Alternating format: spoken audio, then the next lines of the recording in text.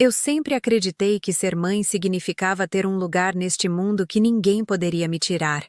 Por 35 anos, pensei que o amor era o suficiente, que o sacrifício era o suficiente, que dar tudo de si significava que você nunca ficaria sem nada. Mas eu estava errada. Meu nome é Luísa e tenho 72 anos. Criei meu filho Daniel sozinha depois que o pai dele faleceu, quando Daniel tinha apenas 8 anos. Tive 2 empregos, às vezes 3, para garantir que ele tivesse tudo o que precisava. Passei noites em claro, ajudando-o com o dever de casa. O levei para o treino de futebol em um carro que mal funcionava e comemorei cada pequena vitória como se fosse minha. Eu pensei que tinha construído algo inquebrável entre nós. Pensei que todos aqueles anos de histórias para dormir, curativos em joelhos ralados e momentos de orgulho em suas formaturas, tivessem criado um vínculo que duraria para sempre. Fui tão ingênua. As palavras ainda ecoam em minha mente, mesmo tendo sido ditas há 3 meses. Estávamos sentados na minha cozinha, a mesma cozinha onde eu havia preparado milhares de refeições para ele, onde havíamos compartilhado inúmeras conversas sobre seus sonhos e medos. A luz da tarde filtrava pelas cortinas amarelas que eu mesma costurei, e eu estava servindo café em sua caneca favorita, aquela com a alça lascada que ele usava para tomar chocolate quente quando era pequeno. "Mãe, a gente precisa conversar", ele disse, e algo em seu tom fez meu coração dar um aperto.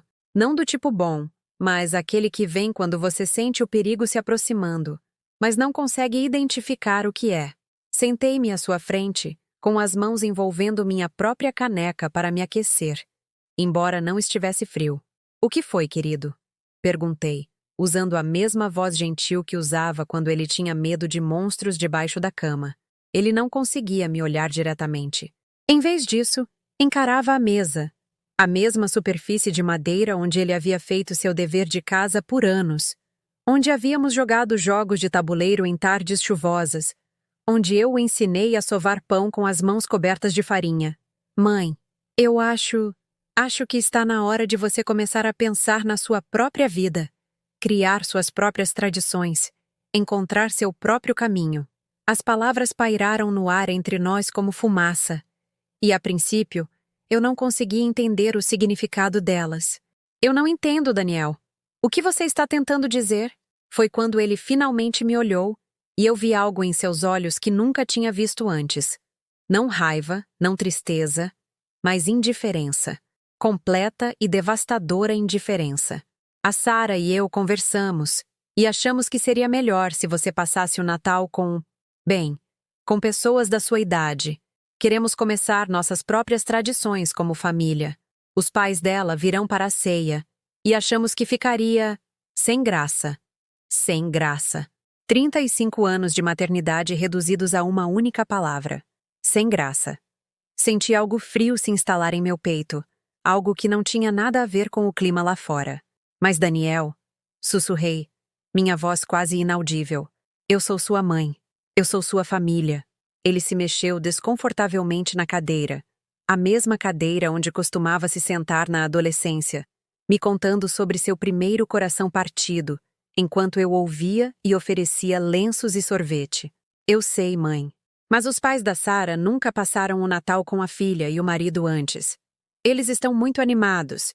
E, sinceramente, queremos fazer as coisas de um jeito diferente agora. Tradições mais jovens, mais modernas. Modernas. Como se o amor que eu lhe dei fosse de alguma forma ultrapassado, obsoleto, algo a ser descartado como o calendário do ano passado." "E as nossas tradições?" perguntei, minha voz falhando apesar dos meus esforços para manter a calma. "E os biscoitos de Natal que fazemos juntos há 20 anos? E a missa do galo? E abrir os presentes perto da árvore tomando chocolate quente?" "São boas lembranças, mãe", disse ele, e seu tom era o que se usa para falar com uma criança sobre amigos imaginários. "Mas agora somos adultos, precisamos seguir em frente." Olhei ao redor da minha cozinha, de repente vendo-a através dos olhos dele. Os azulejos de cerâmica pintados à mão que eu escolhi com tanto cuidado 20 anos atrás provavelmente pareciam datados para ele agora. A geladeira coberta com suas fotos antigas da escola e boletins provavelmente parecia sentimental e bagunçada. Os cartões de receita com a minha caligrafia, herdados da minha própria mãe, provavelmente pareciam pitorescos e antiquados. Para onde eu deveria ir? Perguntei, e odiei como minha voz soou fraca. Você tem amigas, não tem? A dona Sônia, sua vizinha, talvez? Ou aquele grupo da igreja que você costumava frequentar? Costumava frequentar, como se minha fé fosse algo que eu abandonei, em vez de algo que me sustentou durante a morte de seu pai, durante os anos solitários de maternidade solo, durante cada desafio que a vida nos lançou.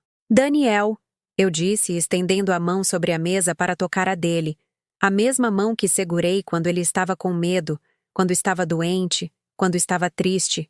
Eu não entendo o que está acontecendo. O que eu fiz de errado? Ele puxou a mão, não com força, mas com firmeza. Você não fez nada de errado, mãe. Você só precisa aceitar que as coisas mudam.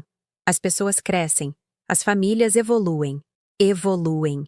Uma palavra tão clínica para o que parecia abandono. Depois que ele foi embora naquele dia, fiquei sentada na minha cozinha por horas, olhando para a caneca de café que ele havia deixado para trás. Ainda tinha a marca de seus lábios na borda. Não de batom, percebi, mas a umidade natural de seus lábios, os mesmos lábios que eu beijei quando ele tinha pesadelos, quando se formou na faculdade, quando se casou há 2 anos. Pensei em Sarah, sua esposa. Uma moça adorável, realmente. Inteligente, bem-sucedida, com opiniões próprias sobre tudo, de política à decoração. Ela sempre fora educada comigo, mas havia algo distante em sua maneira de agir, como se estivesse agradando uma parente idosa em vez de acolher uma nova sogra. Lembrei-me da conversa que tivemos 6 meses depois do casamento deles, quando ela sugeriu que eu talvez quisesse atualizar meu estilo para as fotos da festa. O vestido que eu havia escolhido, um modelo simples azul marinho que achei elegante e apropriado, era aparentemente muito de senhora para a visão deles. Eu deveria ter visto os sinais. A maneira como ela desviava as conversas quando eu tentava compartilhar histórias sobre a infância de Daniel. O jeito que ela sugeria que eu deveria encontrar alguns hobbies quando eu me oferecia para ajudar com seus jantares. O jeito que ela sorria sem calor quando eu lhes trazia comida caseira durante o primeiro ano de casamento. Mas eu me convenci de que só precisávamos de tempo para nos conhecermos. Que eventualmente ela veria o quanto eu amava seu marido e quereria me incluir na vida deles.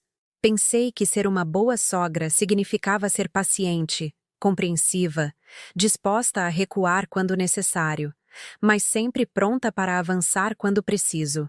Nunca imaginei que recuar se tornaria um exílio permanente. Naquela noite, liguei para minha vizinha, Dona Sônia, apenas para ter com quem conversar. Ela ouviu pacientemente enquanto eu explicava o que havia acontecido, oferecendo o tipo de conforto gentil que vem da experiência compartilhada. "Oh, querida", disse ela com a voz cheia de compaixão. "Sinto muito. Mas sabe, talvez esta seja uma chance para você descobrir o que quer para si mesma." Até ela não entendeu. Não se tratava do que eu queria para mim. Tratava-se do fato de que o que eu queria, fazer parte da vida do meu filho, ser incluída em suas comemorações, continuar sendo sua mãe de todas as maneiras que importavam, não era mais bem-vindo. As semanas que se seguiram à nossa conversa pareceram assistir a um acidente de carro em câmera lenta. Cada interação com Daniel se tornou tensa, cada telefonema mais curto, cada visita mais estranha que a anterior. Era como se alguém tivesse mudado as regras do nosso relacionamento sem me dizer quais eram as novas. Tentei fingir que tudo estava normal no início. Eu ligava para ele todo domingo de manhã, como sempre fiz. Mas agora Sarah atendia o telefone com mais frequência. "Oi, Luísa", dizia ela naquele tom educado, mas distante. "O Daniel está no banho. Vou dizer que você ligou." Mas ele não retornava. Nem naquele dia, nem no seguinte.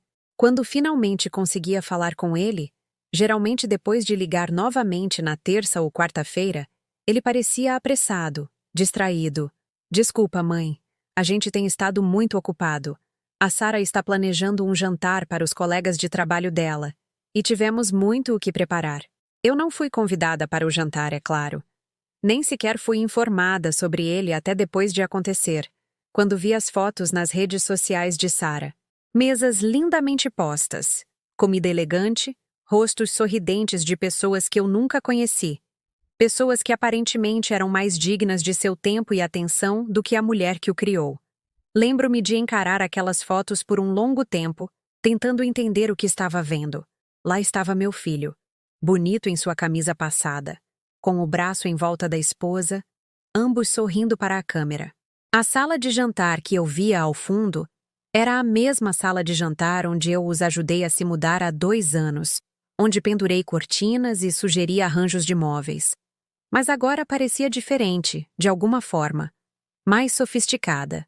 As fotos de família que me incluíam haviam desaparecido, substituídas por gravuras artísticas e fotos de casamento apenas dos dois. Até o pequeno enfeite de Natal que eu lhes dei no ano passado, um simples anjo de vidro que pertencera à minha mãe, não estava em lugar nenhum. Quando mencionei as fotos na próxima vez que conversamos, a resposta de Daniel foi ríspida de uma forma que me surpreendeu. Mãe, você nem pode esperar ser incluída em tudo o que fazemos. Nós temos nosso próprio círculo social agora. Eu não estava esperando ser incluída. Menti, minha voz embargando. Eu só fiquei feliz em ver vocês se divertindo. Houve uma pausa, e quando ele falou novamente, seu tom era mais suave, mas de alguma forma mais final. Olha, mãe, talvez a gente precise estabelecer alguns limites aqui. Você não pode ficar nos vigiando pelas redes sociais. Isso não é saudável. Limites. Outra palavra que eu estava aprendendo a odiar. Como se amar seu filho e querer fazer parte da vida dele fosse de alguma forma inadequado, invasivo. O verdadeiro golpe veio 3 semanas depois, quando dirigi até a casa dele sem avisar. Sei agora que foi um erro, mas na época pareceu natural. Eu sempre fui bem-vinda na vida de Daniel. Quando ele estava crescendo, eu era a mãe que levava lanches para seus amigos, que guardava cobertores extras para as noites do pijama, que nunca fazia ninguém se sentir mal recebido em nossa casa. Eu tinha assado seu bolo de banana favorito naquela manhã, a receita que minha própria mãe me ensinou, usando as bananas bem maduras que a maioria das pessoas jogaria fora. O cheiro encheu minha cozinha com memórias de manhãs de sábado, quando Daniel era pequeno, quando ele se sentava no balcão e me ajudava a medir os ingredientes, suas mãozinhas sérias e cuidadosas enquanto quebrava os ovos na tigela. A viagem até a casa deles levou 15 minutos. A mesma rota que eu havia feito centenas de vezes. Eu conhecia cada curva, cada sinal de pare, cada ponto de referência. Mas, de alguma forma, ao entrar na garagem deles, tudo parecia diferente. Estranho. Sara atendeu a porta, e pude perceber imediatamente que minha presença não era bem-vinda. Ela estava vestida lindamente, como sempre, com roupas que provavelmente custaram mais do que eu gastava em supermercado em um mês. Seu cabelo estava perfeitamente arrumado, sua maquiagem impecável. Ela parecia estar esperando alguém importante. Luísa, disse ela, e sua surpresa não era do tipo feliz. Não estávamos te esperando. Eu trouxe bolo de banana, disse eu, erguendo o bolo embrulhado em papel alumínio como uma oferenda. Sei o quanto o Daniel adora. Ela não me convidou para entrar. Em vez disso, ficou na porta, criando uma barreira entre mim e a casa onde meu filho morava. Isso é muito gentil. Mas na verdade estamos esperando uns amigos. Atrás dela pude ouvir vozes, risadas, o tilintar de copos. Outro jantar, outra reunião onde eu não era bem-vinda. Ah, eu disse com a voz fraca. Eu não sabia. Eu poderia só entregar isso para o Daniel rapidinho e então... Ele está ocupado agora, interrompeu Sara, pegando o bolo de banana das minhas mãos. Eu me certifico de que ele receba. Eu sabia que não receberia. Sabia que aquele bolo acabaria na lata de lixo deles, jogado fora como todos os outros gestos de amor que eles não queriam mais. Mas eu assenti e sorri mesmo assim, porque é isso que você faz quando está tentando se agarrar aos últimos fios de um relacionamento que já acabou. Enquanto eu voltava para o meu carro, ouvi a porta se fechar atrás de mim. Não batida, mas fechada com a finalidade firme de alguém que estava aliviado por ter lidado com um inconveniente. Pela janela da sala, pude ver as sombras de pessoas se movendo, ouvir o murmúrio de conversas e risadas. Sentei-me no carro por um momento, minhas mãos tremendo enquanto eu agarrava o volante. Esta era a casa do meu filho. Era aqui que ele vivia sua vida. E eu não era mais bem-vinda nela. A volta para casa foi um borrão de lágrimas e semáforos. Quando finalmente cheguei à minha própria casa, o silêncio era ensurdecedor. Eu morava sozinha há mais de 20 anos, desde que Daniel foi para a faculdade. Mas nunca me senti verdadeiramente solitária porque sabia que ainda tinha um lugar em sua vida. Eu ainda era sua mãe. Eu ainda importava. Mas agora, sentada na minha cozinha vazia, percebi que importar e ser querida eram duas coisas muito diferentes. O telefone tocou naquela noite, e por um momento meu coração deu um salto de esperança. Talvez Daniel tivesse recebido meu bolo de banana.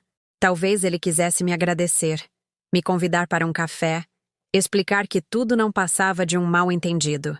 Mas era a voz de Sara do outro lado, nítida e profissional. Luísa, precisamos conversar sobre uma coisa. Apertei o telefone com mais força. Claro. O que foi? Decidimos que seria melhor se você ligasse antes de vir aqui no futuro. Temos agendas ocupadas e visitas inesperadas. Atrapalham. Atrapalham. Como se eu fosse uma vendedora de porta em porta em vez da mulher que deu à luz o marido dela. Eu entendo, disse eu, embora não entendesse mais nada. Desculpe se causei algum inconveniente. Não é sobre inconveniência, disse Sara, e pude ouvir o controle cuidadoso em sua voz, como se ela tivesse ensaiado essa conversa. É sobre respeito. Respeito pela nossa privacidade e pelo nosso tempo. Nosso tempo. Não o tempo de Daniel. Não o tempo do meu filho. O tempo deles, como se fossem uma única entidade, e eu fosse uma estranha tentando invadir. Claro, repeti. Vou ligar primeiro de agora em diante. Ótimo, disse ela. Fico feliz que nos entendemos. Depois que ela desligou, fiquei segurando o telefone mudo por um longo tempo. A casa parecia mais escura de alguma forma, como se alguém tivesse diminuído todas as luzes enquanto eu não estava prestando atenção. Olhei para a sala de estar onde Daniel cresceu, para a lareira onde suas fotos da escola ainda estavam em seus porta-retratos, para a estante que guardava todos os livros infantis que eu li para ele repetidamente, até sabê-los de cor. Esta ainda era a minha casa, mas de alguma forma não parecia mais pertencer a alguém que importava. Parecia um museu de uma vida que havia terminado sem que ninguém se preocupasse em me avisar. Naquela noite, deitei na cama olhando para o teto, tentando entender o que havia acontecido conosco. Quando meu amor se tornou um fardo? Quando minha presença se tornou indesejada? Quando deixei de ser sua mãe e comecei a ser... o quê? Uma obrigação? Um embaraço? Uma lembrança de um tempo mais simples que ele queria deixar para trás? Pensei em todos os sacrifícios que fiz ao longo dos anos. As férias que não tirei para poder pagar por suas colônias de férias. Os encontros que não tive porque queria estar em casa quando ele precisasse de mim. Os sonhos que deixei de lado porque ser sua mãe era mais importante do que qualquer outra coisa que eu pudesse querer para mim mesma. Eu lhe dei tudo, e de alguma forma isso se tornou o problema. Outubro chegou com seu desfile habitual de folhas douradas e manhãs frescas. Mas este ano trouxe algo mais, o aniversário de Daniel, 15 de outubro. A mesma data que eu comemorei por 35 anos, o dia que sempre foi um dos meus favoritos no calendário. Eu vinha planejando há semanas, mesmo sabendo que as coisas estavam diferentes agora. Eu não podia mais simplesmente aparecer na casa deles. Não podia surpreendê-lo com um bolo caseiro e esperar ser recebida de braços abertos. Mas certamente o aniversário dele seria diferente. Certamente neste dia, eu ainda seria querida. Liguei 3 dias antes, seguindo as novas regras que Sara havia estabelecido. Quando Daniel atendeu, pude ouvir a televisão ao fundo, algum jogo de futebol que prendia sua atenção mesmo enquanto conversávamos. Oi, querido, eu disse, tentando manter minha voz leve e alegre. Estava pensando no que você gostaria de fazer no seu aniversário este ano.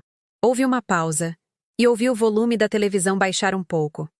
Ah, mãe, sobre isso. Meu coração começou a afundar antes mesmo de ele terminar a frase. Eu aprendi a reconhecer aquele tom, a maneira cuidadosa como ele escolhia as palavras quando estava prestes a dar uma notícia que eu não gostaria de ouvir. A Sarah já planejou uma coisa, ele continuou. Ela reservou uma mesa naquela churrascaria nova no centro. Sabe, aquela que precisa de reserva com meses de antecedência. Parece maravilhoso, eu disse, genuinamente feliz por ele ter uma bela comemoração. A que horas devo encontrar vocês lá? O silêncio que se seguiu foi tão longo que pensei que a ligação pudesse ter caído. Mãe, disse ele finalmente, vai ser só uma coisinha pequena. Os pais da Sarah, o irmão dela com a esposa, alguns amigos próximos. Bem íntimo. Íntimo. Uma palavra que aparentemente não incluía a mulher que o trouxe a este mundo. Entendi, consegui dizer, embora não entendesse nada. Bem, talvez a gente pudesse fazer algo só nós dois, ou nós três, mais cedo. Estamos com o fim de semana todo bem cheio, disse ele, e eu podia ouvi-lo andando de um lado para o outro, provavelmente do jeito que fazia quando estava nervoso na infância. A Sarah tem um roteiro todo planejado. Almoço com os amigos da faculdade no sábado, o jantar no domingo, e depois alguns colegas de trabalho dela querem nos levar para tomar uns drinks na segunda à noite. Os amigos dela. A família dela. Os colegas de trabalho dela. Eu não fui mencionada em nenhuma parte da comemoração de seu aniversário, como se eu fosse alguém que nunca existiu em sua vida. E no seu aniversário mesmo? Perguntei, minha voz mais fraca do que eu pretendia. 15 de outubro cai numa quinta-feira este ano. Talvez só um café? Só por uma hora? Mãe, eu vou estar no trabalho. E, sinceramente, estamos tentando manter as coisas mais discretas este ano. Aniversários de adulto nem precisam ser uma grande produção. Aniversários de adulto. Como se todos aqueles anos de festas de aniversário que eu organizei para ele, as decorações temáticas, os presentes cuidadosamente escolhidos, os bolos caseiros em forma de dinossauros e carros de corrida e o que quer que ele estivesse obcecado naquele ano, tivessem sido indulgências infantis em vez de expressões de amor. Desliguei o telefone e sentei-me na minha cozinha, olhando para o calendário na minha geladeira onde eu havia circulado o aniversário dele em caneta vermelha, da mesma forma que fiz todos os anos desde que ele nasceu. O círculo parecia tolo agora, ingênuo, como algo que uma velha sentimental faria. Mas eu não podia simplesmente deixar seu aniversário passar em branco. Eu nunca havia perdido um, nem mesmo quando ele estava na faculdade, e só podíamos conversar por telefone. Eu sempre encontrava uma maneira de tornar o dia especial, de lembrá-lo que este foi o dia em que minha vida mudou para sempre, o dia em que me tornei mãe. Então, eu fiz o que qualquer mãe desesperada faria. Fui às compras. Dirigi até o shopping, aquele complexo de lojas e restaurantes onde eu levava Daniel para comprar roupas todo mês de agosto antes do início das aulas, onde passávamos horas procurando o presente perfeito para as festas de aniversário dos amigos, onde eu o ensinei a administrar o dinheiro, dando-lhe um orçamento e deixando-o escolher como gastá-lo. Agora eu andava por aqueles mesmos corredores sozinha, sentindo-me perdida no meio da multidão de famílias, adolescentes e casais de mãos dadas. Eu nem me encaixava em lugar nenhum mais.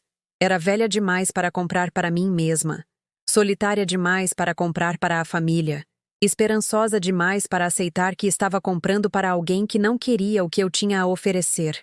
Passei 2 horas procurando o presente perfeito, algo que o lembrasse da nossa conexão sem ser muito sentimental, algo que fosse útil sem ocupar muito espaço em sua casa perfeitamente decorada.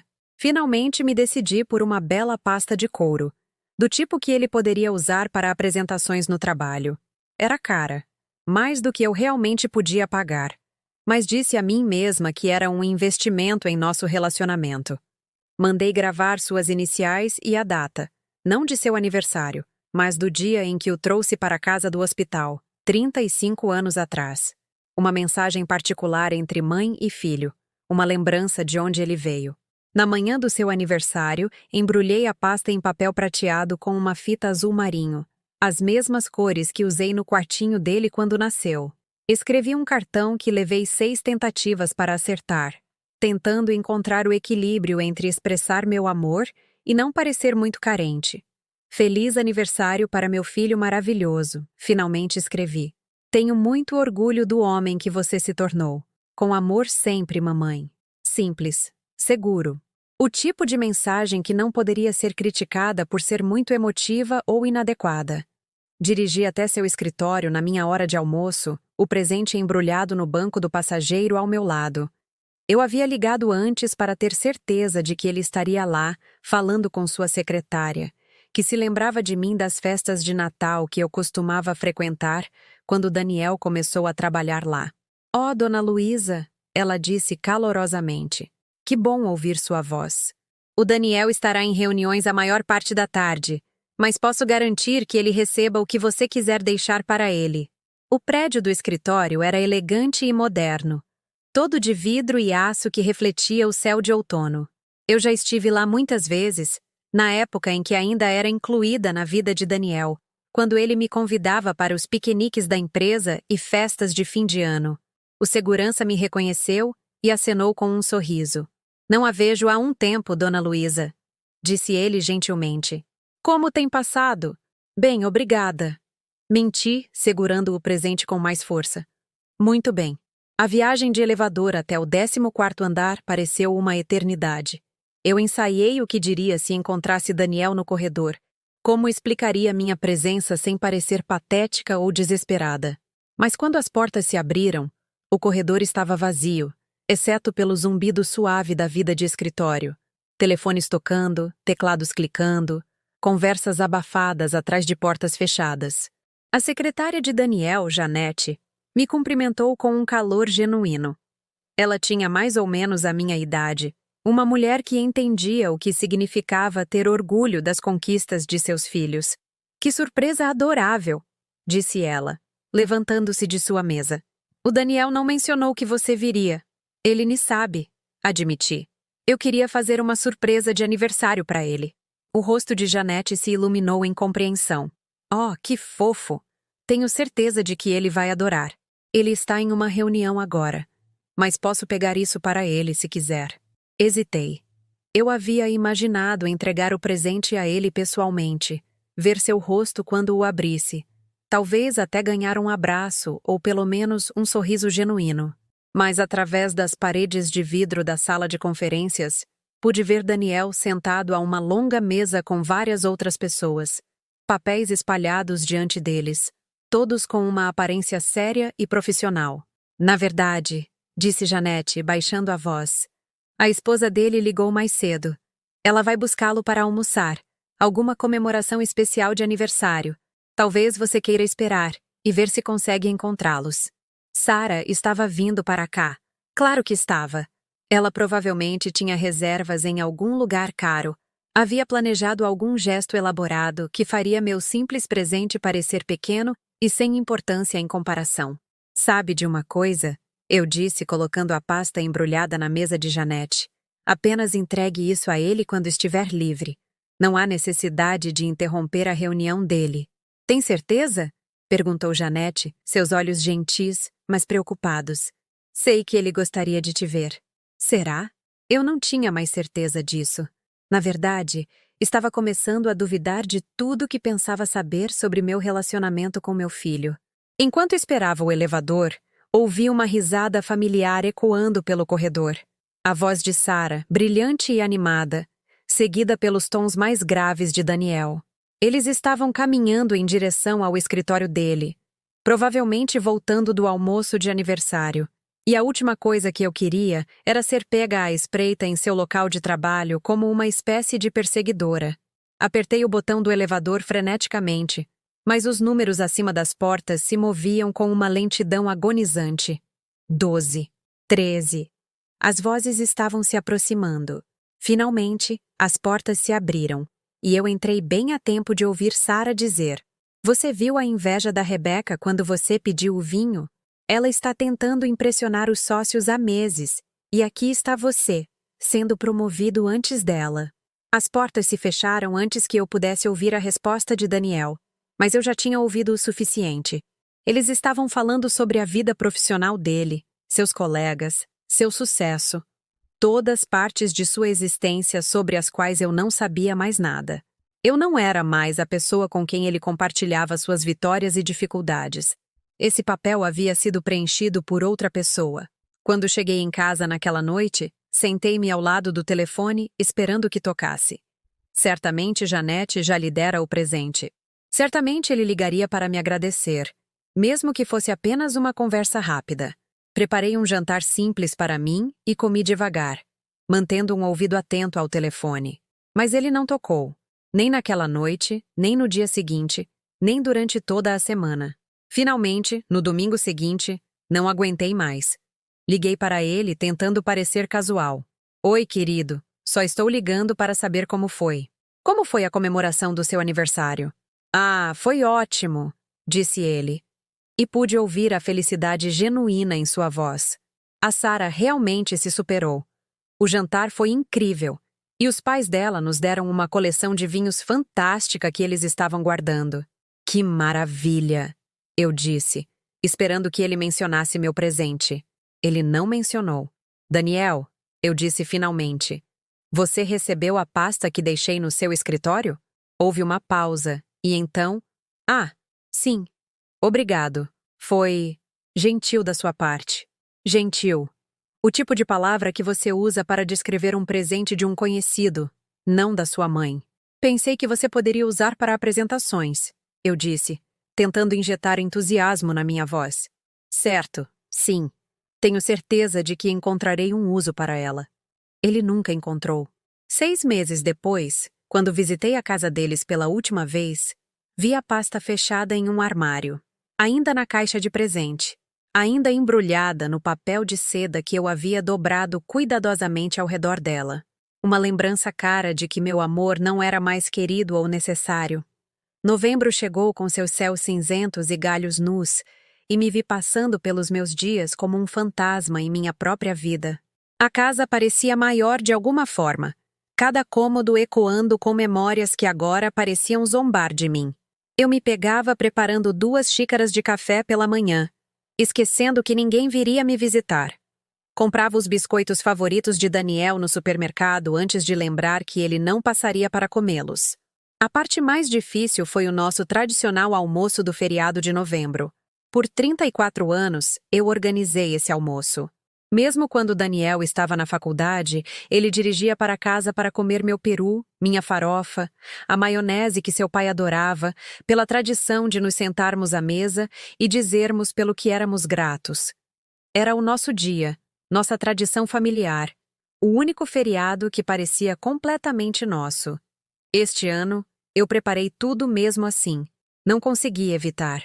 Na terça-feira, fui ao supermercado e comprei um peru pequeno, dizendo a mim mesma que convidaria a dona Sônia, minha vizinha. Talvez ligasse para algumas senhoras da igreja.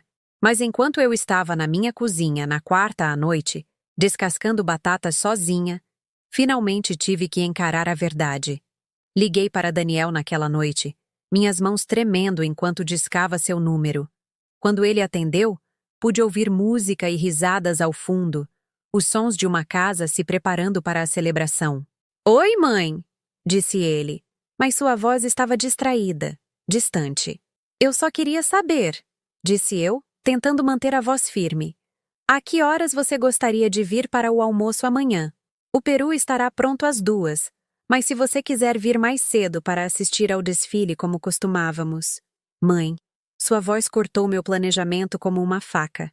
Nós não vamos para o almoço. As palavras me atingiram como um golpe físico. Sentei-me pesadamente na cadeira da cozinha, o telefone pressionado contra meu ouvido, como se segurá-lo com mais força pudesse mudar o que eu estava ouvindo. Como assim? Sussurrei. Os pais da Sarah nos convidaram para a casa deles. Eles vão fazer uma grande reunião de família. Todos os primos e tios e tias dela. Vai ser muito legal. Tradicional, sabe? Tradicional. Meu almoço não era tradicional o suficiente, aparentemente. 34 anos cozinhando suas comidas favoritas, criando memórias ao redor da minha mesa de jantar, construindo nossas próprias tradições familiares do zero depois que seu pai morreu. Nada disso era tradicional o suficiente para sua nova vida. Mas Daniel, eu disse, minha voz quebrando, Nós sempre passamos esse feriado juntos. Sempre. Mesmo quando você estava na faculdade, mesmo quando tinha outros planos, você sempre vinha para casa para o almoço. As coisas mudam, mãe. Estamos casados agora. Temos que dividir nosso tempo entre as famílias. Dividir o tempo deles. Mas a família de Sarah estava ficando com o almoço do feriado. O Natal seria com os pais dela. O aniversário dele foi comemorado com os amigos dela. Quando exatamente seria a minha vez? E na sexta-feira? Perguntei desesperadamente. Poderíamos fazer nosso próprio almoço na sexta. Eu poderia fazer todas as suas comidas favoritas.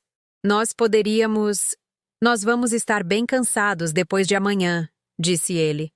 E pude ouvir alguém chamando seu nome ao fundo. A voz de Sarah, brilhante e alegre, chamando-o para ajudar com algo importante. Olha, preciso ir. Estamos no meio da preparação das tortas para amanhã. Tortas. Ele estava fazendo tortas com Sarah para o feriado da família dela. Tortas que seriam servidas em uma mesa onde eu não era bem-vinda. Tortas feitas com mãos que uma vez me ajudaram em minha própria cozinha quando ele era pequeno o suficiente para ficar em uma cadeira para alcançar o balcão. Tudo bem, eu disse baixinho. Divirtam-se. Obrigado, mãe. Te ligo no fim de semana. Mas ele não ligou naquele fim de semana. Nem no seguinte. Passei o dia do feriado sozinha, sentada à minha mesa de jantar com um prato de comida que não consegui sentir o gosto. O peru estava perfeito, dourado e suculento. A farofa estava exatamente como Daniel sempre gostou, com sálvia e aipo extras. A maionese era a receita que o pai dele preferia. Mas comer sozinha parecia um castigo em vez de uma celebração. Cada garfada me lembrava de cadeiras vazias, de conversas que não aconteceriam, de tradições que morreram sem cerimônia. Tentei ligar para a dona Sônia, mas ela estava passando o dia com a família de sua filha. Pensei em ir ao centro comunitário, onde serviam jantar para quem não tinha outro lugar para ir. Mas a ideia de sentar com estranhos, de admitir que eu era uma daquelas pessoas que não tinham para onde ir no feriado, parecia pior do que ficar em casa sozinha. Então, fiquei sentada na minha sala de jantar, olhando para as cadeiras vazias ao redor da minha mesa, e tentei lembrar pelo que eu deveria ser grata. Minha saúde, suponho. Minha casa, embora parecesse mais um mausoléu do que um lar agora. Minhas memórias, embora doessem mais do que confortassem. Naquela noite, vi o carro de Daniel passar em frente à minha casa. Eles estavam voltando da casa dos pais de Sarah, provavelmente cheios de boa comida e calor familiar, provavelmente discutindo como o dia tinha sido adorável. Ele não parou. Ele nem mesmo diminuiu a velocidade. Minha casa, o lugar onde ele cresceu, onde passou todos os almoços de feriado de sua vida até este, era apenas mais um prédio em uma rua pela qual ele por acaso passava. Dezembro chegou com sua cruel parada de preparativos para o Natal. Para onde quer que eu olhasse, havia famílias fazendo compras juntas, pais comprando presentes para seus filhos, avós mimando seus netos. O rádio tocava músicas sobre voltar para casa no Natal, sobre reuniões de família, sobre a alegria de estar com as pessoas que você ama. Eu sempre amei o Natal. Era a minha época favorita do ano. A estação em que eu podia expressar meu amor através de presentes, quando podia encher minha casa de luz, calor e cheiro de biscoitos assando. Eu tinha caixas de enfeites no meu sótão, cada um com uma história. Os enfeites de mãozinha que Daniel fez na escola primária. Os enfeites com fotos de cada ano de sua infância. O enfeite especial que comprei para comemorar seu primeiro Natal como homem casado. Mas qual era o sentido de decorar para uma plateia de um? Qual era o sentido de assar biscoitos que ninguém comeria? De pendurar meias que não seriam enchidas? De colocar presentes debaixo de uma árvore, quando não havia ninguém para compartilhar a manhã de Natal? Tentei dizer a mim mesma que poderia criar novas tradições, encontrar novas maneiras de celebrar. Poderia ser voluntária no sopão, visitar o asilo, fazer algo significativo pelos outros. Mas a verdade é que eu não queria novas tradições. Eu queria meu filho. Eu queria minha família. Eu queria que a vida que construí ao longo de 35 anos importasse para alguém além de mim. No dia 10 de dezembro, finalmente desisti de fingir que as coisas poderiam de alguma forma voltar ao normal. Eu estava sentada na minha sala de estar, olhando para a lareira vazia onde nossas meias de Natal costumavam ficar penduradas, quando o silêncio se tornou insuportável. Fui para o meu quarto e abri o armário onde guardava nossos álbuns de fotos de família. Álbuns que eu mantive cuidadosamente por décadas, documentando cada marco, cada feriado, cada momento comum que parecia valer a pena preservar. Página após página da vida de Daniel. Desde suas primeiras fotos de bebê até as fotos de seu casamento. Peguei o álbum do último Natal, quando tudo ainda estava normal. Quando eu não sabia que seria o último Natal que passaríamos juntos como família. Lá estava Daniel, sorrindo ao abrir o cachecol de cachemira que economizei por meses para comprar para ele. Lá estava Sara, sorrindo educadamente enquanto desembrulhava os brincos de pérola que escolhi com tanto cuidado, pensando que a ajudariam a me ver como família em vez de uma obrigação. Eu havia escrito legendas sob cada foto com minha caligrafia cuidadosa. O presente favorito do Daniel. Sara amou seus novos brincos. Alegria da manhã de Natal. Agora, essas legendas pareciam patéticas, desesperadas, como os esforços de alguém tentando se convencer de que era amada quando todas as evidências sugeriam o contrário. Fechei o álbum e o coloquei de volta no armário, mas não consegui fechar a porta do armário. Em vez disso, fiquei ali olhando para todos aqueles álbuns de fotos, todas aquelas memórias cuidadosamente preservadas. E percebi que eles haviam se tornado monumentos de um relacionamento que não existia mais. Naquela noite, fiz algo que nunca havia feito em 35 anos de maternidade. Fui para a cama sem ligar para Daniel para dizer boa noite. Era uma coisa tão pequena, na verdade. Não nos falávamos todos os dias há meses. Mas aquela ligação era meu último fio de conexão com ele. Minha prova final de que eu ainda era sua mãe. Que ele ainda era meu filho. Agora, até isso parecia uma intrusão, um lembrete indesejado de obrigações que ele não queria mais honrar. Deitei na escuridão, ouvindo o vento balançar minhas janelas, e tentei imaginar como seria minha vida a partir de agora. Dias intermináveis de silêncio, feriados passados sozinha, aniversários que ninguém lembrava. Eu tinha 72 anos, e de alguma forma, me tornei completamente irrelevante para a única pessoa no mundo que realmente importou para mim. A pior parte não era a solidão, embora fosse esmagadora. A pior parte foi a lenta percepção de que talvez eu tivesse feito isso comigo mesma. Talvez eu tivesse amado demais, dado demais, sacrificado demais. Talvez eu tivesse me tornado tão disponível, tão disposta a me acomodar, tão ansiosa para agradar, que o ensinei a não me dar valor. Talvez o problema não fosse que ele parou de me amar. Talvez o problema fosse que ele nunca aprendeu a me amar adequadamente, porque eu nunca exigi isso dele. Mas eu ainda tinha algo. Algo que eles haviam esquecido. Algo que vinha crescendo silenciosamente em meu coração durante todos esses meses de rejeição e desprezo. Eu ainda tinha minha dignidade. Eu ainda tinha minha força. E eu ainda tinha a capacidade de surpreender a todos. Eles pensavam que sabiam quem eu era. A mãe carente, a parente grudenta, a mulher que aceitaria qualquer migalha de atenção que eles escolhessem jogar em sua direção. Mas eles estavam errados.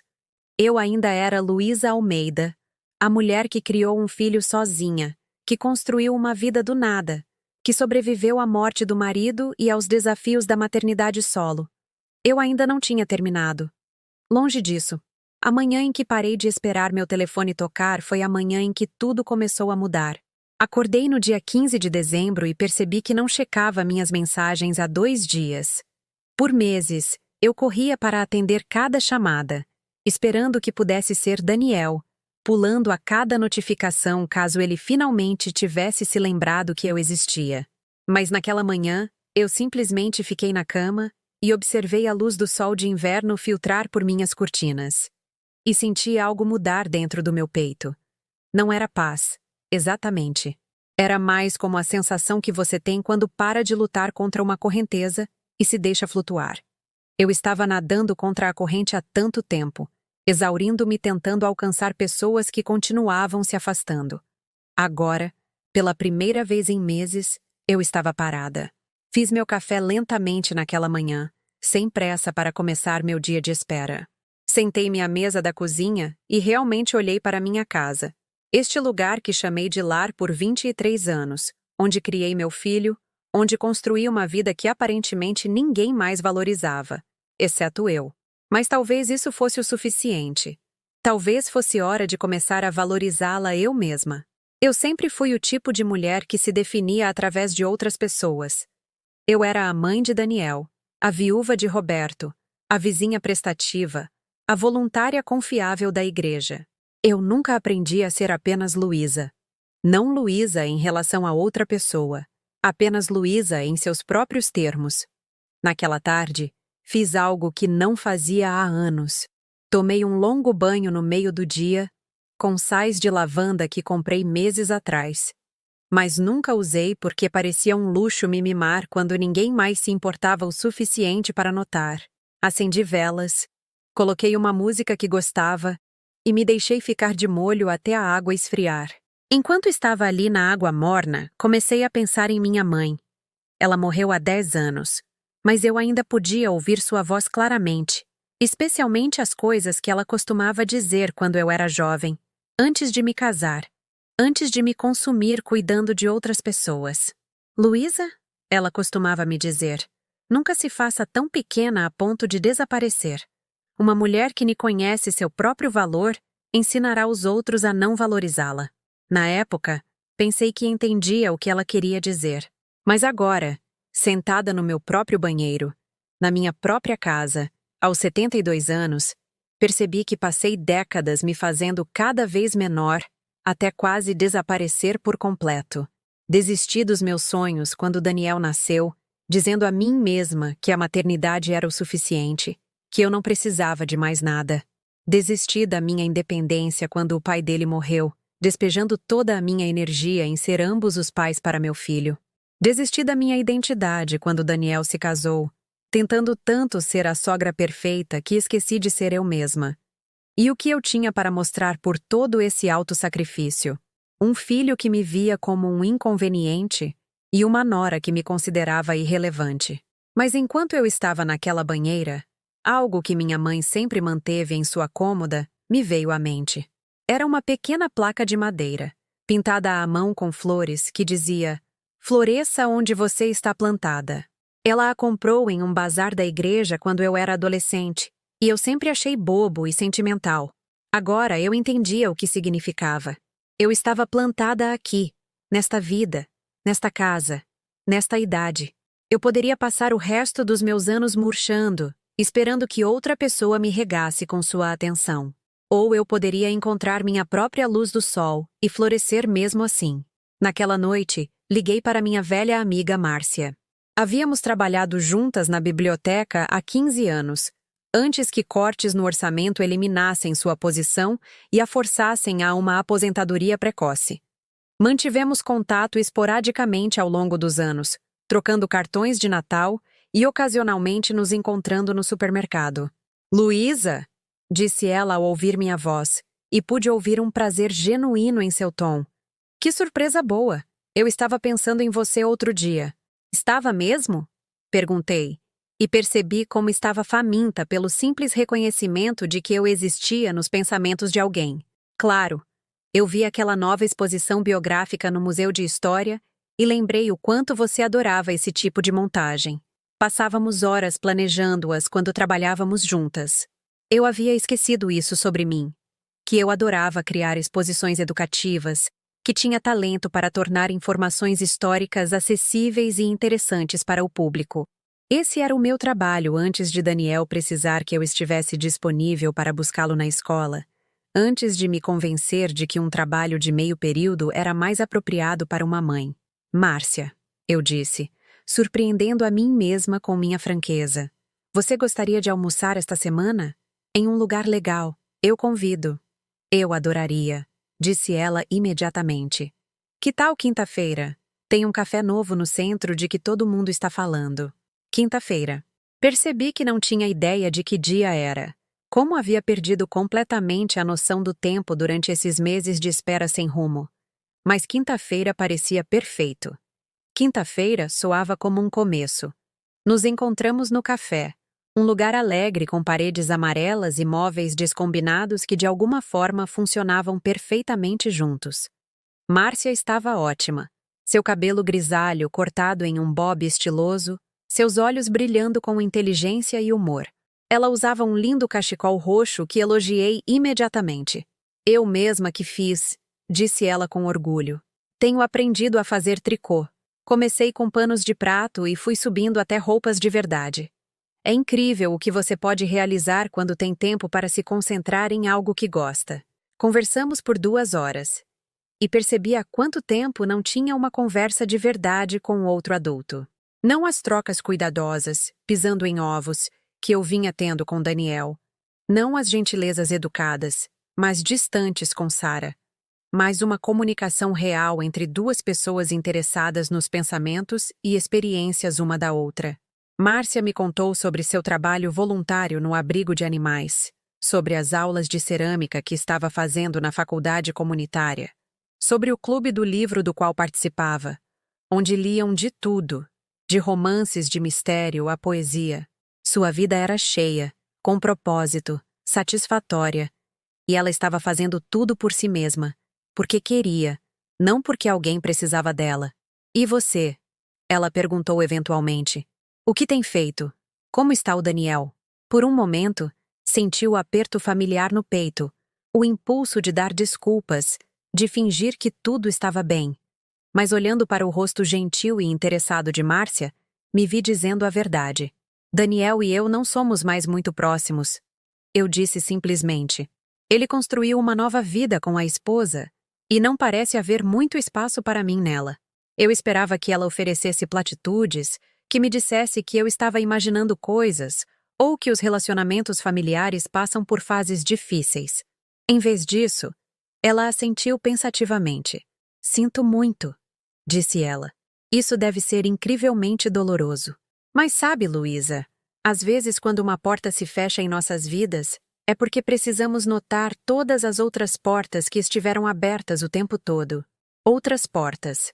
Olhei ao redor do café, para a arte nas paredes, para as pessoas engajadas em conversas animadas, para o quadro de avisos perto da entrada coberto com anúncios de aulas, oportunidades de voluntariado e grupos sociais. Há quanto tempo eu não procurava por portas, em vez de apenas esperar que alguém me convidasse a passar pelas que eles controlavam? Estive pensando em voltar a trabalhar na biblioteca, ouvi-me dizer, surpreendendo a nós 2. Talvez não em tempo integral, mas como voluntária. Sinto mais falta do que imaginava. A filial central está sempre procurando voluntários, disse Márcia avidamente, especialmente pessoas com a sua experiência. Eles precisam de ajuda com os programas de leitura infantil, o projeto de arquivo histórico, as aulas de informática para idosos. Informática para idosos. A ironia não passou despercebida.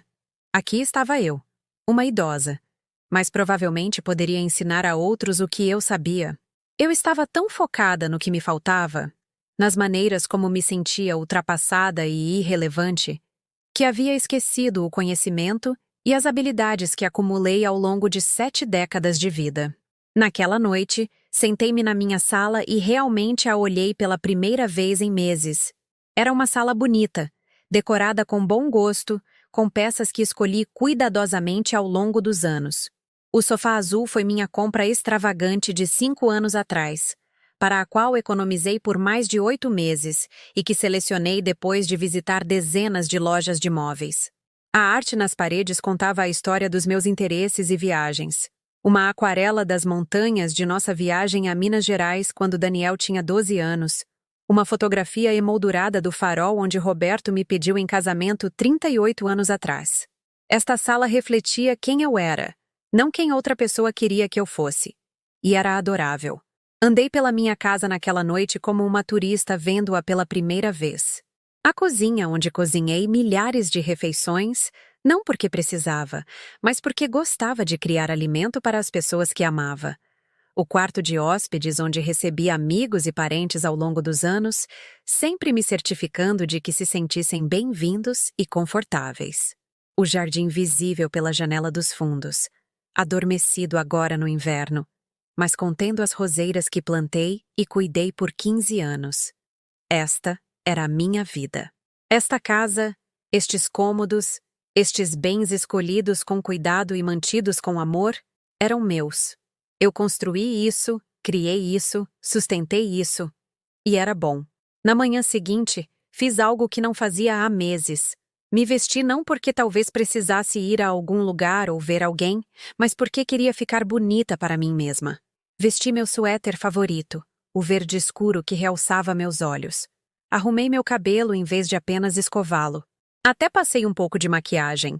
Não para impressionar ninguém, mas porque me fazia sentir mais como eu mesma.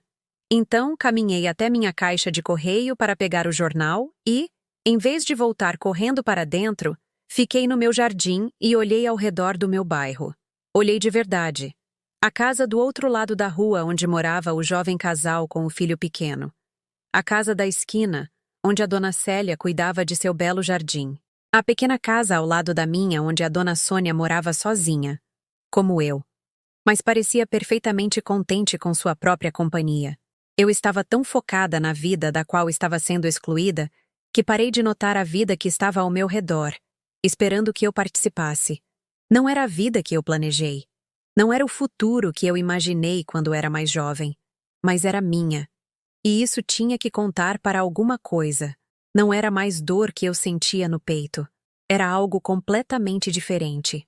Algo que parecia notavelmente com determinação. Janeiro chegou com uma clareza que eu não sentia há anos. Enquanto o resto do mundo fazia resoluções que provavelmente abandonaria em fevereiro, eu estava silenciosamente construindo uma nova vida a partir dos alicerces. Não foi dramático ou repentino. Foi o tipo de mudança profunda e duradoura que acontece quando você finalmente para de fugir de quem você realmente é e começa a caminhar em direção a quem você deve se tornar. Comecei a ser voluntária na biblioteca 3 dias por semana. Márcia estava certa. Eles precisavam de alguém com minha experiência. E descobri que sentia mais falta do trabalho do que jamais admitira a mim mesma. Há algo profundamente satisfatório em ajudar as pessoas a encontrar exatamente o que procuram, seja uma recomendação de livro, ajuda com uma pesquisa ou apenas uma conversa amigável com alguém que entende o valor do conhecimento. O programa de leitura infantil se tornou minha responsabilidade favorita. Toda terça-feira à tarde, eu me sentava no pequeno canto de leitura cercada por 8 ou 10 crianças entre 4 e 7 anos, segurando livros ilustrados e observando seus rostos se iluminarem enquanto as histórias ganhavam vida. A atenção delas era pura, descomplicada pelas políticas e decepções dos relacionamentos adultos. Quando eu lia para elas, eu era simplesmente alguém que se importava o suficiente para compartilhar aventuras e ensiná-las que os livros poderiam ser portais para qualquer lugar que quisessem ir.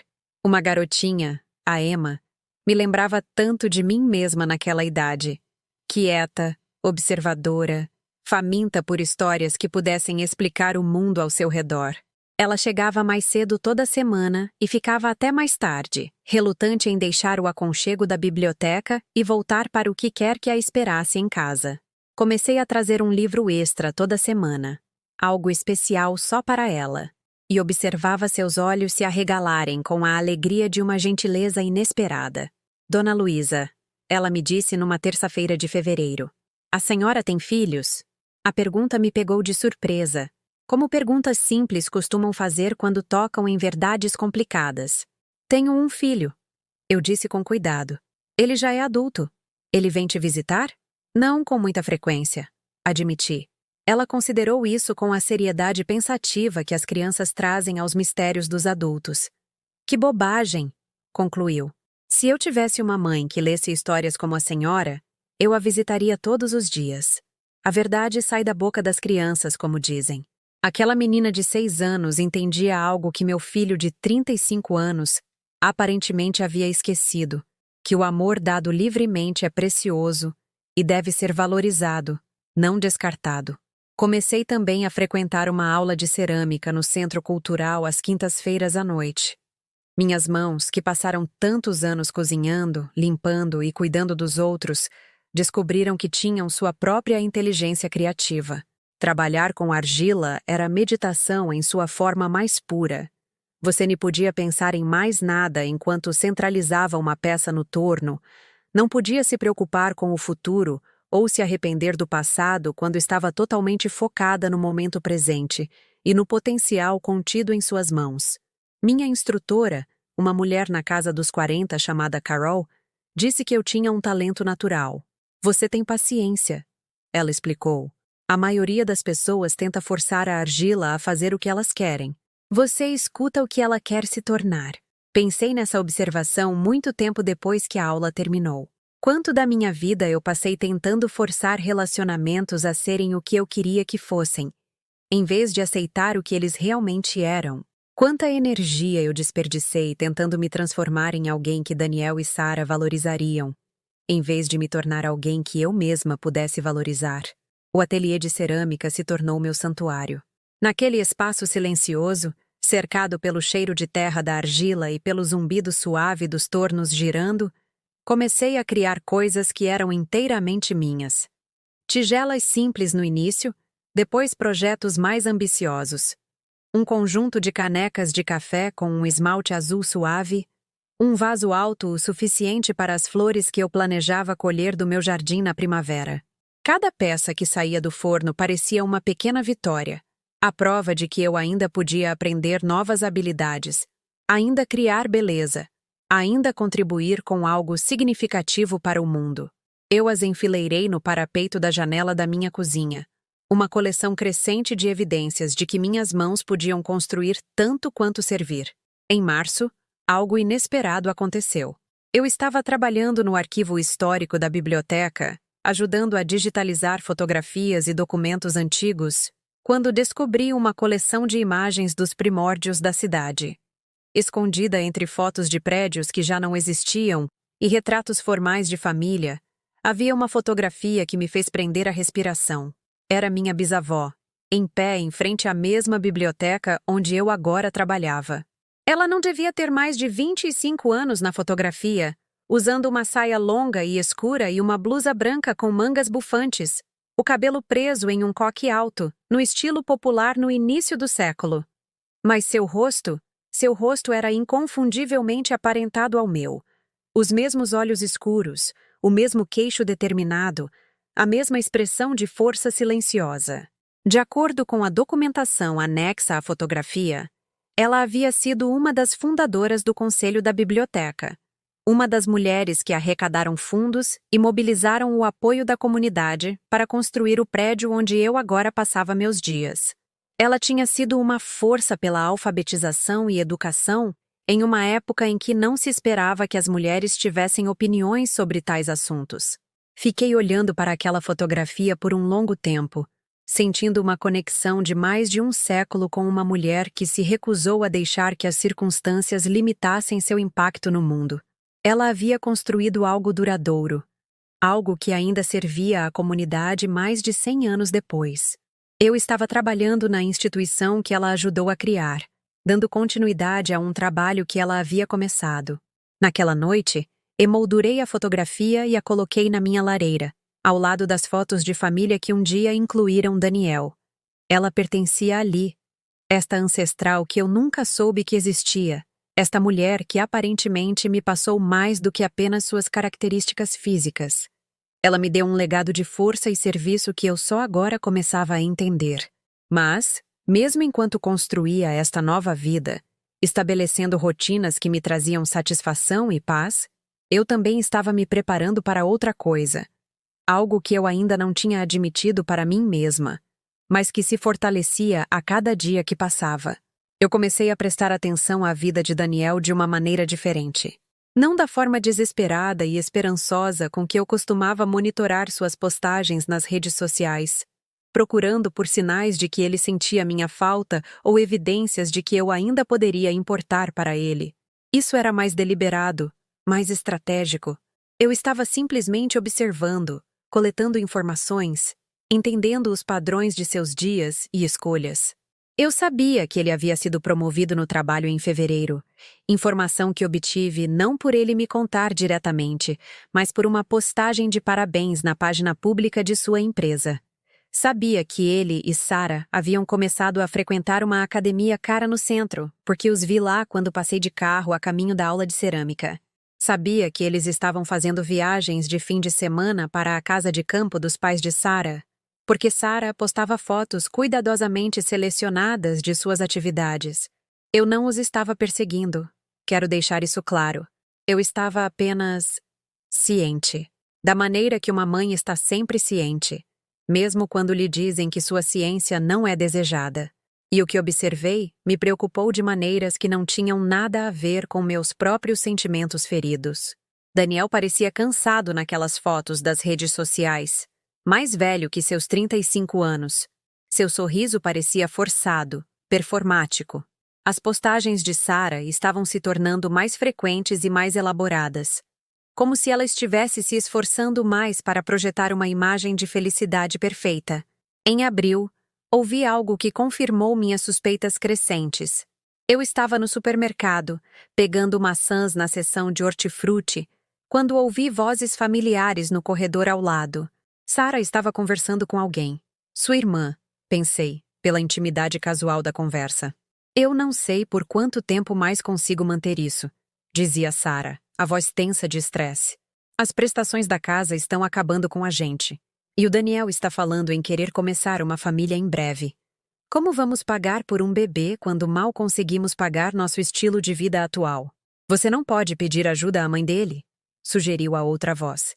Ela não tem um dinheiro guardado? Sarah riu, mas não foi um som agradável. O Daniel nem fala mais com ela. Algo sobre ela ser muito carente, muito grudenta. Sinceramente, acho que ele tem vergonha dela.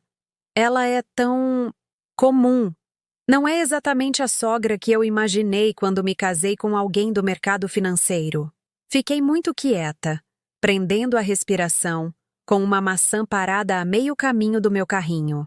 Isso parece cruel, disse a irmã. Família é família, né? O Daniel diz que ela nunca entendeu as ambições dele, continuou Sarah, sempre tentando segurá-lo com seus valores de cidade pequena e pensamento limitado. Estamos construindo algo maior do que ela poderia entender. Deixei meu carrinho onde estava e saí da loja, minhas pernas tremendo tanto que não tinha certeza se me levariam até o carro. Fiquei sentada no estacionamento por 20 minutos, deixando o impacto total do que eu tinha ouvido me atingir. Meu filho tinha vergonha de mim. Não apenas indiferente, não apenas ocupado demais para o nosso relacionamento, realmente envergonhado. A mulher que o criou, se sacrificou por ele, o amou incondicionalmente, era agora um embaraço para a vida que ele estava tentando construir. Mas havia outra coisa no que eu ouvi, algo que despertou uma emoção que eu não sentia há meses. Sarah mencionou dinheiro, falou sobre estresse financeiro, até sugeriu pedir minha ajuda. Eles estavam com dificuldades, apesar de todos os jantares caros, viagens de fim de semana e postagens cuidadosamente selecionadas nas redes sociais. E Daniel não me contou, nem sobre a promoção, nem sobre suas dificuldades financeiras, nem sobre seus planos de ter uma família. Eu havia sido relegada ao status de uma estranha, alguém que existia na periferia de sua vida, mas em quem não se confiava nenhuma informação real sobre suas lutas ou sucessos. Naquela noite, sentei-me na minha sala com uma xícara de chá e a fotografia da minha bisavó, pensando em legado, dignidade e nas diferentes maneiras que uma mulher pode escolher responder quando é subestimada. Pensei em todas as coisas que eu sabia que eles não sabiam que eu sabia. Pensei na vida que eu vinha construindo silenciosamente enquanto eles presumiam que eu estava sentada sozinha, sentindo pena de mim mesma. Pensei na força que herdei de mulheres que enfrentaram circunstâncias muito mais difíceis que as minhas e escolheram lutar em vez de se render. Acima de tudo, pensei na conversa que vinha evitando por meses, aquela que precisava acontecer antes que eu pudesse realmente seguir em frente com minha vida. Eu não estava pronta ainda, mas estava chegando perto, muito perto. O tempo de espera estava quase no fim. Em breve, Seria a hora da verdade. A ligação veio numa terça-feira à noite, em maio, bem quando eu estava terminando o jantar e me preparando para sentar com um livro que estava gostando. Quase não atendi. O número não era um que eu reconhecia, e aprendi a valorizar demais minha paz para interrompê-la por telemarketing ou enganos. Mas algo me fez atender no quarto toque. Mãe? A voz de Daniel estava estranha, tensa de um jeito que eu não ouvia desde que ele era criança e quebrava algo valioso, esperando que eu não ficasse muito brava. Daniel? Eu disse, meu coração respondendo imediatamente àquele velho sistema de alarme materno, aquele que nunca desliga de verdade. Não importa o quão mal você tenha sido tratada. O que aconteceu? Houve uma longa pausa, preenchida pelo tipo de respiração pesada de quem está tentando controlar as emoções. Quando ele falou novamente, sua voz falhou como costumava acontecer na puberdade, quando não conseguia prever que sons sairiam de sua boca. Mãe, a gente precisa de ajuda. Eu não sabia para quem mais ligar. A gente. Mesmo na crise, mesmo quando era ele quem me procurava, Sara fazia parte da equação, mas eu engoli o ressentimento familiar e me concentrei no fato de que meu filho estava com problemas e havia recorrido a mim. Que tipo de ajuda? Perguntei, acomodando-me na cadeira da cozinha e me preparando para o que quer que viesse. Ajuda financeira, disse ele, as palavras saindo apressadas como se dizê-las rapidamente as tornasse menos humilhantes. A Sara perdeu o emprego há 3 semanas, cortes de orçamento na empresa dela. E eu fiz uns investimentos ruins. Estamos com as prestações da casa atrasadas. E se não conseguirmos R$40 mil até sexta-feira, vamos perder tudo. R$40 mil. Tentei manter minha voz firme enquanto absorvia a informação. Quantos meses de atraso? 4 meses, admitiu ele. A gente ficou pensando que a Sara encontraria outra coisa, que meus investimentos melhorariam, que conseguiríamos resolver sozinhos. Mas o banco não vai nos dar mais tempo. Eles estão iniciando o processo para tomar o imóvel. Fechei os olhos e pensei nas conversas que ouvi, na fachada cuidadosa que eles mantiveram enquanto seu mundo desmoronava nos bastidores. Todos aqueles jantares caros, aquelas viagens de fim de semana, aquelas postagens nas redes sociais exibindo sua vida perfeita, tudo isso foi construído com tempo e dinheiro emprestados. Daniel, eu disse em voz baixa, por que você nem me contou antes? Por que não pediu ajuda meses atrás? Outra longa pausa. Quando ele respondeu, sua voz era tão fraca que mal conseguia ouvi-lo. Porque a Sara disse, porque a gente pensou, mãe, me desculpa. Eu sei que não tenho sido um bom filho. Sei que te magoei. Mas você é a única pessoa que eu conheço que talvez tenha esse dinheiro. E eu não sabia a quem mais recorrer. A única pessoa que ele conhecia com dinheiro. Não a primeira pessoa com quem ele queria conversar quando estava com problemas, nem a mãe cujo conselho e apoio ele valorizava. Mas o último recurso quando todas as outras opções se esgotaram. De onde você está ligando? Perguntei. Estamos no meu escritório. A Sara está esperando no carro. Ela não sabe que estou te ligando. Ela queria tentar os pais dela primeiro, mas eles já nos ajudaram 2 vezes este ano, e não podem fazer mais nada sem comprometer a própria aposentadoria. Então, eu não era nem mesmo sua primeira escolha para esta conversa. Eu era seu plano B, secreto e vergonhoso. Mas enquanto eu estava ali, ouvindo a voz do meu filho quebrar de desespero e medo, percebi algo profundo. Este momento, esta crise que despojou todo o seu orgulho e fingimento, era exatamente para o que eu vinha me preparando sem saber. Todos aqueles meses construindo minha força, descobrindo meu valor, aprendendo a me valorizar independentemente da aprovação dele, levaram a isso. Daniel, eu disse, minha voz mais calma do que eu me sentia. Quero que você venha à minha casa. Hoje à noite. Vocês 2. Precisamos ter uma conversa. Mãe, a gente não pode esperar até a noite. O banco está fechado, Daniel. Nada vai acontecer com a sua casa até amanhã de manhã, no mínimo. Venha à minha casa às 8 horas. Conversaremos então. Mas mãe, 8 horas, Daniel. Se você quer minha ajuda, estará aqui. Desliguei o telefone antes que ele pudesse argumentar mais. minhas mãos surpreendentemente firmes ao colocá-lo de volta no gancho. Então, fiquei sentada na minha cozinha por um longo momento, olhando para o espaço que eu havia reconquistado como meu, pensando na conversa que estava prestes a acontecer. Eu havia imaginado esse momento de várias formas nos últimos meses, embora nunca esperasse que se desenrolasse exatamente assim. Imaginei Daniel eventualmente me procurando, percebendo o que havia perdido quando decidiu que eu não valia mais seu tempo ou atenção. Mas sempre imaginei que aconteceria porque ele sentia minha falta, porque reconhecia o valor do nosso relacionamento. Nunca imaginei que aconteceria porque ele precisava do meu dinheiro. Mas talvez isso fosse melhor.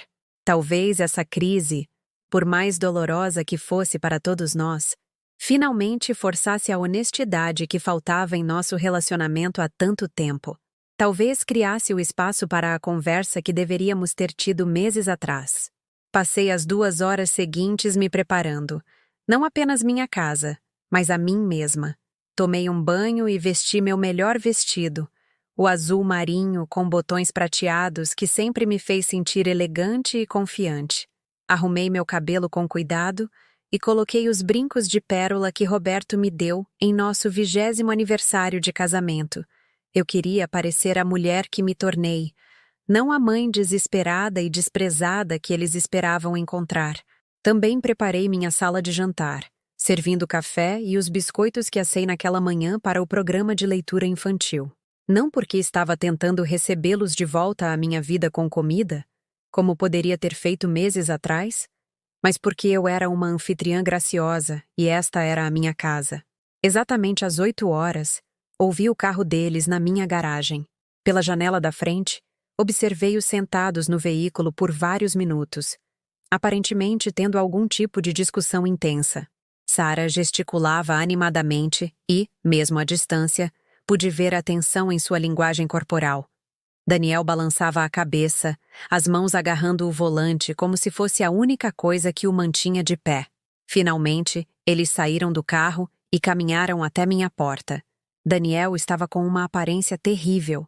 A camisa amassada, o cabelo desgrenhado, olheiras escuras sob os olhos que falavam de noite sem dormir e estresse avassalador. Sara parecia irritada, a boca em uma linha fina, a postura rígida de ressentimento por ter que estar ali. Abri a porta antes que pudessem bater, parada em meu próprio portal com a dignidade silenciosa que passei meses aprendendo a cultivar. Olá, Daniel. Sara. Afastei-me para deixá-los entrar. Por favor, entrem. Eles entraram na minha sala como se estivessem entrando em território inimigo, seus olhos observando o espaço que não viam há quase 1 ano.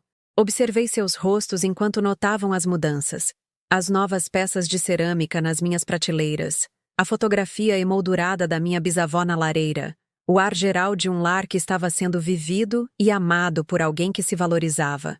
Sua casa está bonita, mãe, disse Daniel em voz baixa, e pude ouvir a surpresa em sua voz, como se esperasse me encontrar sentada no escuro, cercada por lenços de papel e fotografias dele, esperando que ele me resgatasse da minha solidão. Obrigada, eu disse simplesmente. Por favor, sentem-se. Café? Eles se sentaram na beirada do meu sofá como pássaros prontos para voar ao primeiro sinal de perigo. Sara aceitou café com um aceno de cabeça curto. Daniel recusou, as mãos trêmulas demais para confiar com uma xícara.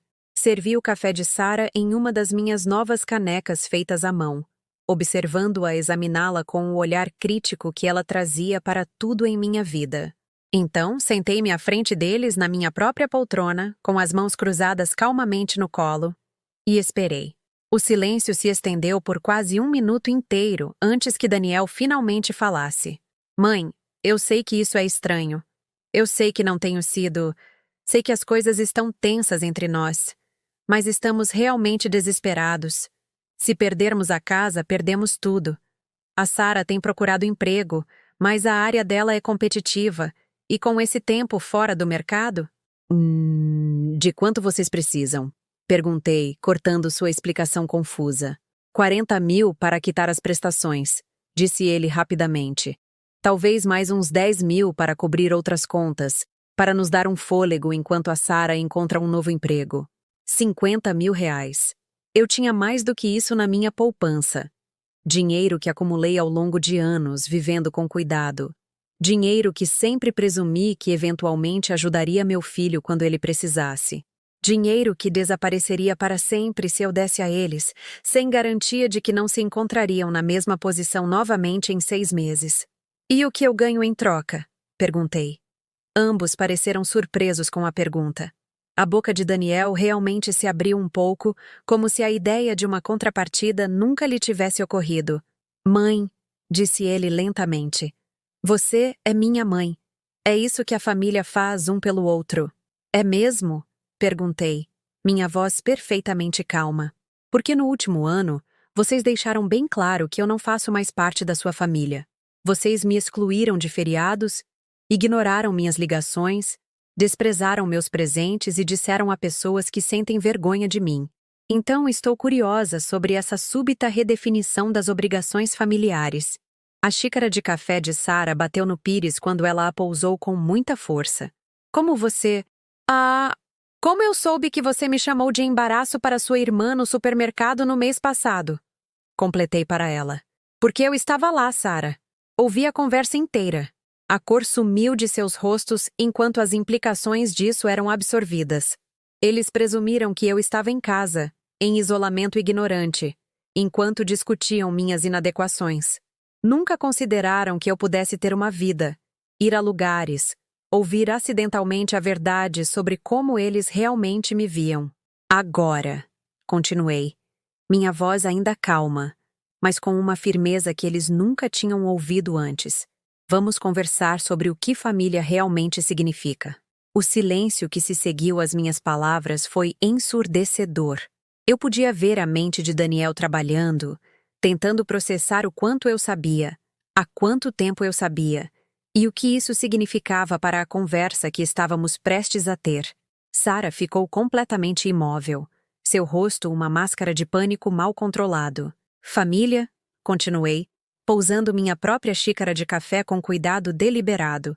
Significa estar presente um para o outro nos bons e maus momentos. Significa inclusão, não exclusão. Significa respeito, não vergonha. Significa amor sem condições. Não um amor que depende do quão bem alguém se encaixa em suas aspirações sociais. Daniel abriu a boca para falar, mas levantei uma mão gentilmente para detê-lo. Por 35 anos, eu te dei tudo o que tinha. Tive 2 empregos para pagar suas chuteiras de futebol e suas viagens escolares. Dirigi um carro com o ar-condicionado quebrado por 3 anos, porque consertá-lo significaria não ter presentes de Natal para você. Recusei encontros, desisti de sonhos, sacrifiquei meu próprio conforto e felicidade porque ser sua mãe era o trabalho mais importante que eu poderia imaginar. Minha voz permaneceu firme, mas eu podia sentir o peso de todos aqueles anos, de todas aquelas escolhas, se instalando entre nós como evidências em um tribunal. E quando você se casou, fiquei tão feliz por você. Acolhi a Sarah em nossa família de braços abertos. Ofereci ajuda com o casamento, com a casa nova, com o que precisassem. Não porque queria interferir, mas porque é isso que a família faz. Apoiamos uns aos outros. Sarah finalmente encontrou sua voz. Luísa, acho que houve um mal-entendido. Não, eu disse firmemente, encontrando seus olhos diretamente. Não houve mal-entendido. Você deixou bem claro que eu não me encaixava na imagem que você queria projetar. Deixou claro que minha presença era constrangedora, que minhas tradições eram ultrapassadas, que meu amor era de alguma forma inadequado para sua nova vida. Levantei-me e caminhei até minha lareira, pegando a fotografia emoldurada da minha bisavó. Esta mulher ajudou a construir a biblioteca onde agora sou voluntária. Ela criou 6 filhos durante a crise de 29. Ficou viúva aos 40 anos e nunca mais se casou, mas criou uma vida de propósito e dignidade que durou até morrer aos 93. Virei-me para encará-los, segurando a fotografia com delicadeza. Ela me ensinou algo importante, mesmo que eu nunca a tenha conhecido. Ela me ensinou que o valor de uma mulher não é determinado pela forma como os outros a tratam. É determinado pela forma como ela escolhe responder quando é testada. O rosto de Daniel estava se desfazendo. Da mesma forma que acontecia quando ele era um menino que tinha feito algo errado e estava finalmente entendendo as consequências. Mãe, me desculpa. Eu sei que fui terrível com você. Sei que te magoei. Mas, por favor, a gente realmente precisa da sua ajuda. Eu sei que precisam, eu disse em voz baixa. A questão é, o que vocês estão dispostos a fazer para merecê-la? Voltei para minha poltrona e olhei para os dois com atenção. Aqui está o que vai acontecer. Eu vou quitar a dívida da casa de vocês e dar os 10 mil reais adicionais que precisam para as outras contas. 50 mil reais no total. A esperança brilhou nos olhos de Daniel. Mas eu não havia terminado. Em troca, vocês vão fazer algumas mudanças.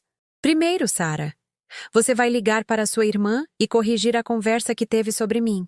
Vai dizer a ela que falou por estresse e frustração e que não tem nada além de respeito pela mulher que criou o homem com quem você se casou. A boca de Sara se abriu em protesto, mas nenhuma palavra saiu. Segundo, Daniel, você vai me ligar todo domingo à noite. Não porque tem que ligar, mas porque quer manter um relacionamento com sua mãe. Conversaremos sobre sua semana, suas preocupações, seus sucessos, como membros da família fazem. Claro, mãe. Com certeza. Não terminei, eu disse. Terceiro, serei incluída nas principais celebrações familiares. Não como uma lembrança de última hora, não como uma obrigação, mas como um membro valorizado desta família. Feriados, Natal, aniversários. Espero ser convidada e bem-vinda. Fiz uma pausa, observando seus rostos com atenção. E quarto, vocês nunca mais tomarão decisões financeiras que coloquem sua família em risco sem conversar com alguém que os ama o suficiente para dar um conselho honesto. Seja eu, um consultor financeiro ou um amigo de confiança. O orgulho custa caro, e vocês não podem mais se dar a esse luxo. Daniel assentia avidamente, mas pude ver o cálculo nos olhos de Sara. Ela estava se perguntando por quanto tempo teriam que manter essa farsa antes de poderem retornar aos seus velhos padrões. Agora, continuei, aqui está a parte que vocês precisam entender muito claramente. Isso não é um empréstimo, é um presente. Vocês nunca me deverão este dinheiro, e eu nunca o usarei contra vocês. Mas também é a última vez que vou resgatá-los das consequências de suas próprias escolhas. Abri a gaveta da minha mesinha de canto e tirei um envelope que havia preparado mais cedo, junto com um documento que redigi após consultar meu advogado na semana passada. Sim, eu vinha planejando essa conversa há mais tempo do que eles imaginavam. Este é um cheque administrativo de 50 mil reais, eu disse, erguendo o envelope. E este é um acordo afirmando que vocês entendem as condições que delineei e que as aceitam livremente. Os olhos de Sara se estreitaram. Você preparou isso com antecedência? Tive meses para pensar sobre o que eu exigiria se este dia chegasse. Eu disse simplesmente. Eu não sou a mesma mulher que era há 1 ano, Sara. Não sou alguém que pode ser descartada ou subestimada. Daniel se inclinou para a frente, as mãos entrelaçadas com força. Mãe, nós assinamos o que você quiser. Faremos o que você pedir. Eu só... Sinto muito que tenha sido preciso perder tudo para eu perceber o que havia perdido com você. Havia lágrimas em seus olhos agora, e pude ver o menino que criei por baixo do homem que me decepcionou tão profundamente. Eu estava com vergonha, continuou ele, a voz quebrando. Não de você, mas de mim mesmo. Senti que não tinha conquistado o suficiente. Não tinha me tornado bem-sucedido o suficiente para merecer os sacrifícios que você fez por mim. A Sara e a família dela, eles faziam tudo parecer tão fácil, tão sofisticado. Pensei que tinha que escolher entre a aprovação deles e o seu amor. E você escolheu a aprovação deles. Eu disse gentilmente. Eu escolhi errado, sussurrou ele. Eu escolhi tão errado, mãe. Você pode me perdoar? Olhei para meu filho. Este homem que amei incondicionalmente por 35 anos, que partiu meu coração e me ensinou uma força que eu não sabia que possuía, e senti algo mudar em meu peito. Não o velho amor desesperado que me fez aceitar qualquer migalha de atenção. Algo mais forte, mais sustentável. Amor com limites. Amor com autorrespeito. Daniel, eu disse, Perdão não é algo que você ganha por estar desesperado o suficiente para pedir. Perdão é algo que você conquista mudando seu comportamento e provando que aprendeu com seus erros. Entreguei-lhe o documento. Assine isso se o que você está dizendo é sério. Mostre-me que está pronto para ser o tipo de homem que honra seus compromissos com as pessoas que o amam. Ele leu o acordo rapidamente. Depois olhou para mim com algo como admiração. Você realmente pensou em tudo. Eu tive uma boa professora, eu disse, olhando para a fotografia da minha bisavó. Mulheres fortes são de família, Daniel. Só demorei um pouco para me lembrar disso. Sarah assinou primeiro, sua assinatura apertada e controlada. A de Daniel era mais trêmula, mas determinada.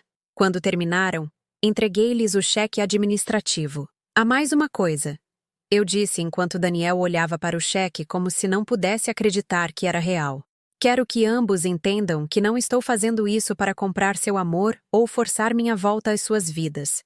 Estou fazendo isso porque escolho ajudar minha família quando ela precisa, mesmo quando não me trataram com o respeito que mereço. Levantei-me, alisando meu vestido. Eu construí uma boa vida para mim este ano. Tenho um trabalho significativo, hobbies criativos e amigos que valorizam minha companhia. Não preciso da aprovação ou da gratidão de vocês para me sentir digna, mas gostaria de ter um relacionamento com vocês. Um relacionamento real, baseado em respeito mútuo e afeto genuíno. Daniel se levantou também e, por um momento, pareceu que queria me abraçar. Mas algo em minha postura o deteve. Como a gente recomeça, mãe? Como consertamos isso? Nós ni recomeçamos. Eu disse simplesmente. Nós começamos daqui, deste momento, com tudo o que sabemos um do outro agora. E construímos algo melhor do que tínhamos antes. 6 meses depois, eu estava sentada no meu jardim em uma tarde de domingo, lendo um livro e apreciando as rosas que plantei anos atrás, quando ouvi um carro na minha garagem. Daniel e Sarah tinham vindo para o nosso jantar de família semanal, uma tradição que estabelecemos depois que eles superaram com sucesso a crise financeira e Sarah encontrou um novo emprego. Oi, mãe, disse Daniel, beijando minha bochecha enquanto carregava sacolas de compras para a minha cozinha. Ele levou 3 meses para começar a demonstrar afeto físico novamente, e eu o deixei ditar o ritmo. Eu trouxe flores, disse Sarah, estendendo um lindo buquê de girassóis. Lembrei que você mencionou que gostava deles. Nosso relacionamento nunca seria caloroso e próximo. Éramos muito diferentes, e muita coisa havia acontecido para isso. Mas era respeitoso agora, genuíno à sua maneira. Sarah aprendeu que me desprezar trazia consequências, e eu aprendi que exigir respeito era mais eficaz do que esperar por amor. Naquela noite, enquanto estávamos sentados ao redor da minha mesa de jantar compartilhando uma refeição que preparei, Daniel perguntou sobre minha aula de cerâmica e ouviu minha resposta com interesse genuíno. Sarah me contou sobre seu novo emprego e pediu meu conselho sobre um colega de trabalho difícil. Conversamos sobre seus planos de começar uma família e fui incluída na conversa como alguém cuja opinião importava.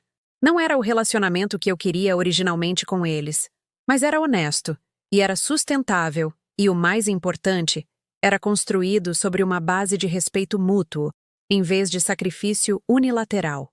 Enquanto eu limpava a louça depois que eles foram embora, vi meu reflexo na janela da cozinha e sorri. A mulher que me olhava de volta era alguém que eu reconhecia e gostava. Alguém que aprendeu que amor sem autorrespeito é apenas outra forma de servidão, e que as famílias mais fortes são construídas na verdade, em vez da necessidade. Eu aprendi que, às vezes, o maior presente que você pode dar a alguém é a oportunidade de se elevar aos seus padrões, em vez de se rebaixar aos deles. E, às vezes, a coisa mais amorosa que você pode fazer é se recusar a ser maltratada, mesmo pelas pessoas que mais ama no mundo. Eu havia encontrado o caminho de volta para minha família, mas, mais importante, havia encontrado o caminho de volta para mim mesma.